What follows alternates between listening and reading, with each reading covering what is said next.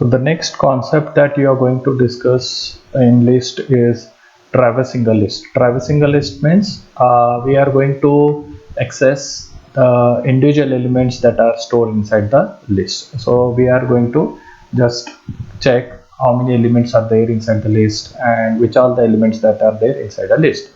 So that is called as traversing a list. So the most common way to traverse the element of a list is with the use of for loop. So we are going to use for loop, which will help us to traverse each and every element that is stored inside a list. So the syntax for the for loop is same as that we have studied in strings. So here you can see I have created a list called as cheese, and inside that list we have a set of elements of type string.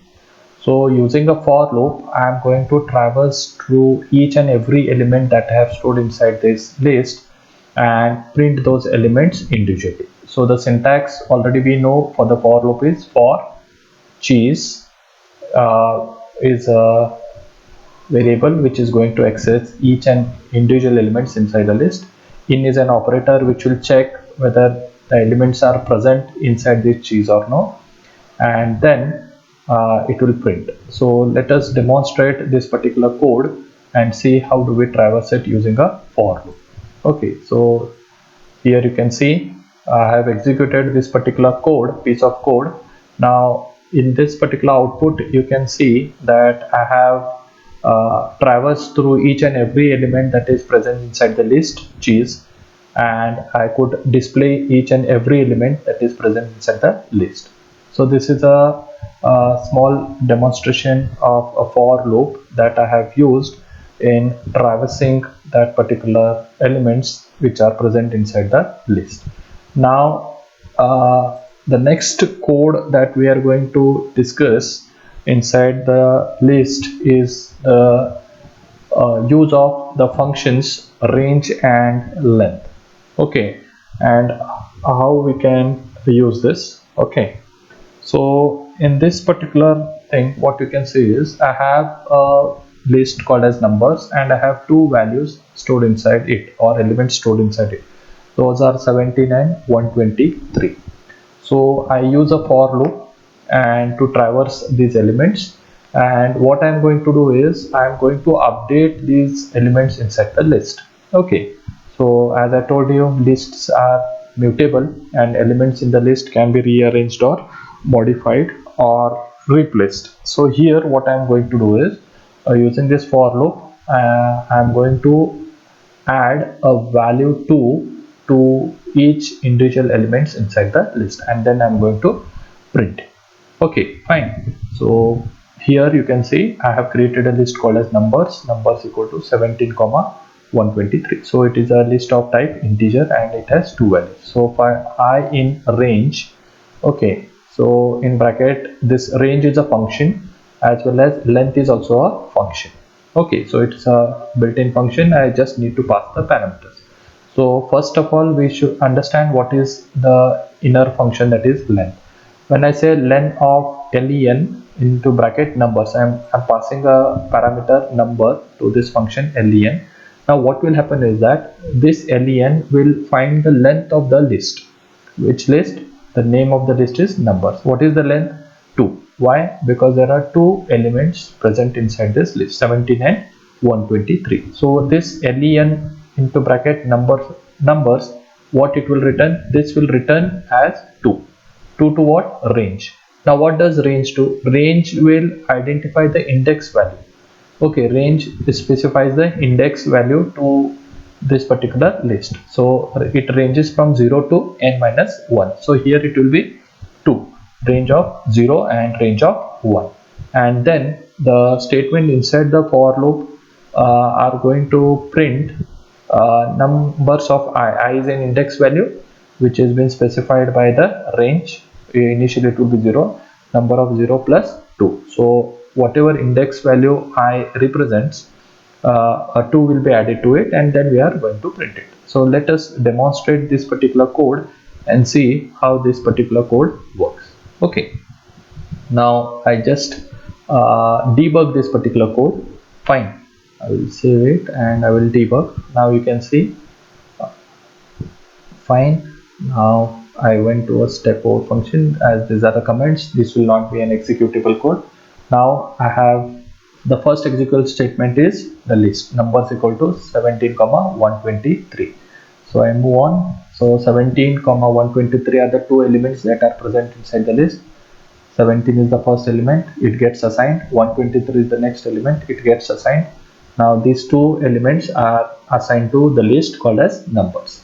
Once these two elements are assigned, next the system moves on to execute the next line of instruction, that is a for loop. Inside for loop we have two functions, range and length. Okay, now inside range I have a length function. For that the parameter that I have passed is a list itself. The name of the list is numbers. So first that particular function gets executed. Here you can see numbers. So what these numbers will return? These numbers will return the length. Length is how much? 2, because there are two elements inside that particular number. So here you can see which are those two numbers, 17 comma 123. Okay, now here what happens, you can see. Now what happens, length of numbers has returned me 2. Why? Because there were two elements, 17 and 123. Now this range, okay, will assign the first element. 17 has an index value 0. How many elements were there? Two elements. So here you can say there are two elements. Out of that two elements, the first element is assigned an index value 0. Okay, now for I in 0, so I in 0, so for I, now for I in 0, what is 0? I value is 0.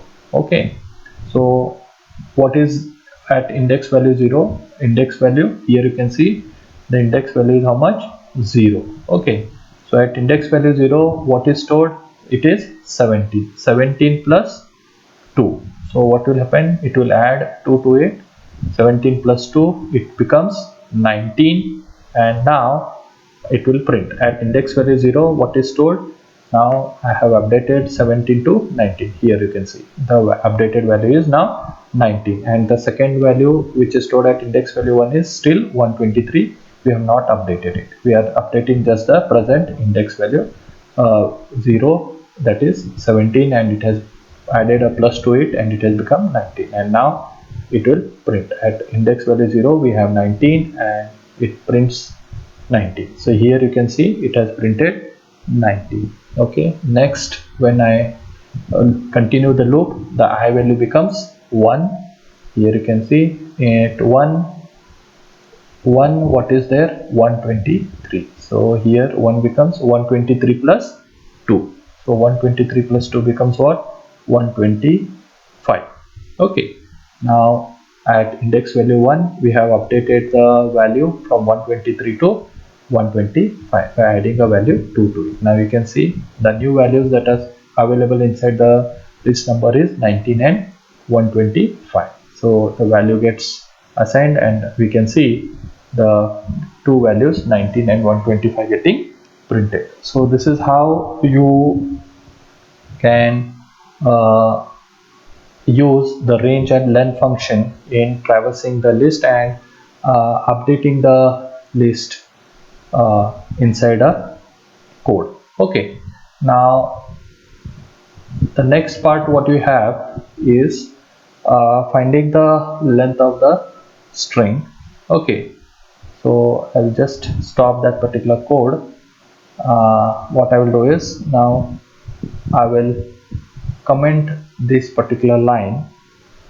Okay, and what I will do is I will make this particular code available for execution. Now what will happen here, you have a print function, new line. So here L1 is the list which consists of a string, integer, and a nested list, that is a list inside it, and there is another list inside it. So what will be the length of this particular string? So the length of this particular string is 1, 2, 3 and 4. So if I want to find what is the length of the list L1, it should return me 1, 2, 3, 4. Even though I have specified a nested list, this nested list will be considered as one element inside a list. So there might be multiple elements available inside the list that we have nested, but those elements will not be counted, whereas this entire list that I have embedded inside another list, we take it as a single element. Similarly, the integer list what I have embedded or nested inside a list L1 1 2 3 will be taken as a single element. So the elements, if you execute this particular code, you can see here the elements inside the string L1 are, okay, the elements inside the string L1 are spam, which is a string, one is an integer, and there are two other strings connected. And what is the length? Then I am using a function, I am printing the length. I am using the function len of L1. What is L1? L1 is a list. So I have printed the length of the string L1 is 4. So it is printing 4 as a length of that particular string. So here in this particular video, you saw how to traverse a list using for loop, and then we saw what is the use of the range function and the len function. Okay, hope this video has helped you to understand how do we traverse a list using for loop. Thank you.